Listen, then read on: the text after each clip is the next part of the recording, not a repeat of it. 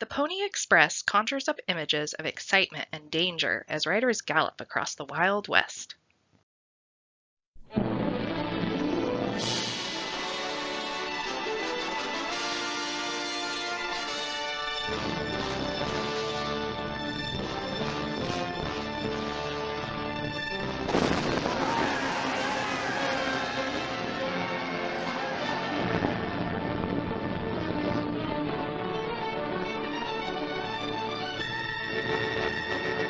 The daredevil riders of the Pony Express begin their race to cut the dangerous journey across the continent from 180 days down to an incredible 10. Most Americans have at least heard of the fast mail service, but did you know it only lasted 18 months? How did the Pony Express become so important in popular imagination while being so short-lived? The idea of a fast mail service to the West Coast was prompted by California's rapidly growing population and statehood in 1850.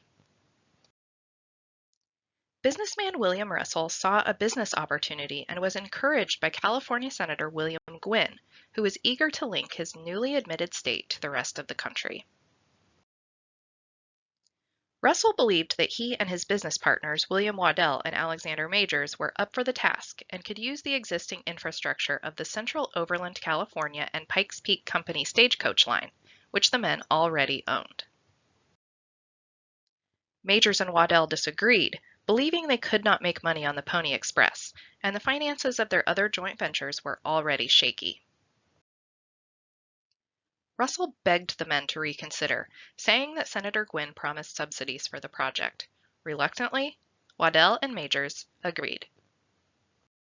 The Pony Express was organized in just 2 months, and the first journey left St. Joseph, Missouri on April 3, 1860, arriving in Sacramento, California just 10 days later. This was a speed previously thought impossible. There were 186 Pony Express stations that were between 5 to 25 miles apart on the route, depending on the terrain. At each stop, the express rider would change to a fresh horse, taking only the mail pouch with them.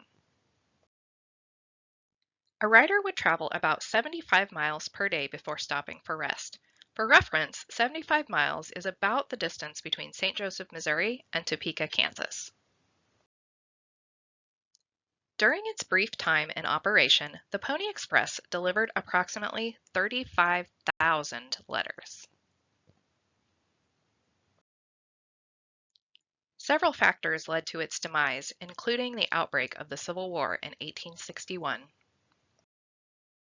Government subsidies failed to offset costs, driving the Pony Express farther into financial loss.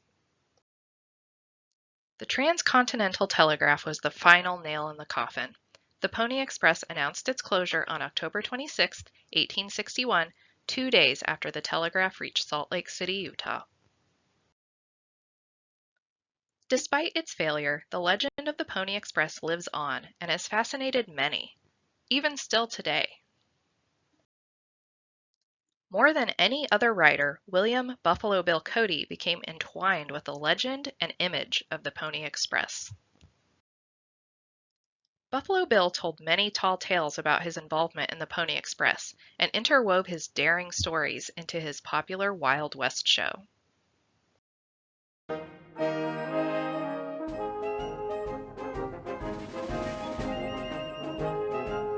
Ladies and gentlemen, permit me to introduce to you a Congress of the Rough Riders of the World.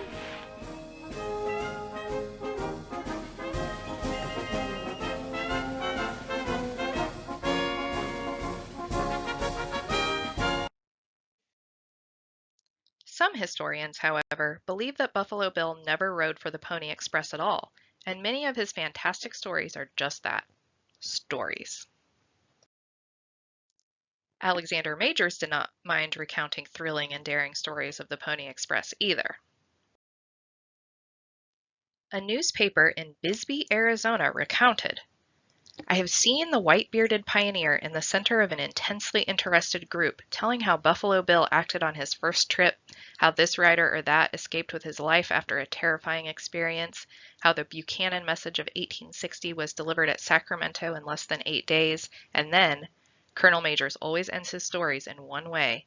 He would lower his voice and speak of the time when the telegraph came, and, after that, the railroad, to drive the stages into oblivion.